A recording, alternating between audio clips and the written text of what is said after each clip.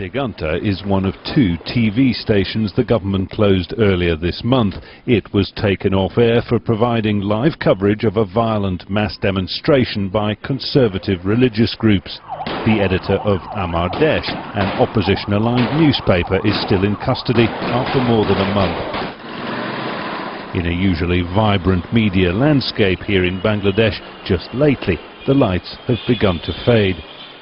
I'm in the newsroom of the Daily Star, one of the most prominent English-language dailies here in Bangladesh. It's one of at least 30 respected broadsheet newspaper titles. On the face of it, an enormous array of choice. But as the political environment here becomes ever more volatile, there are signs that in print, on television and on the internet, media freedom is being squeezed. The problem with our 2 major political parties, and actually these are the 2 parties that have been running this country for the last 22 years. To them, be all and end all of democracy is getting elected through an election. But once they get elected, they behave in a very authoritarian manner. I met the Minister of Information and put to him the claim that media freedom is threatened. We are for open media and freedom of media. But recently certain sad things happens in our country. In the name of political agitation.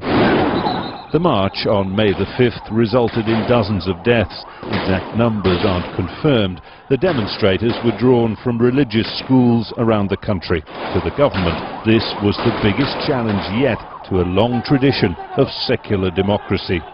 This case very precisely, the government cannot tolerate any kind of opposition voice. Right now, Bangladesh, there is no, Amardesh is not there, Islamic TV is closed, and Digunta TV is closed. You cannot have a democratic country with repressing the media just like that. The government plans to go further. Every day, if you look at the social media, you will see that there is certain it's an industry of lies. The minister confirmed that he's trying to acquire technology to block content online deemed inappropriate, in the interests, he said, of maintaining public order. With an election due by January next year, parts of the media sense a different motive. They have to be increasingly cautious in expressing their views. Jonah Hull, Al Jazeera, Bangladesh.